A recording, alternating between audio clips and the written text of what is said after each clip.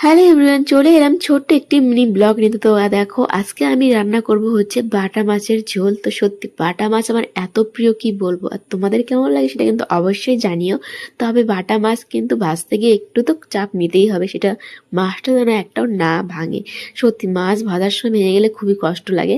তো অনেক সাবধানে আমি মাছগুলো কিন্তু ভেজে নিয়েছি। আর দেখো কি একদম লাল লাল করে ভেজেছি, এত সুন্দর লাগছে দেখতে। সত্যি বাটা মাছের ঝোলের থেকেও কিন্তু ভাজা মাছটা খেতে আরও বেশি টেস্টি।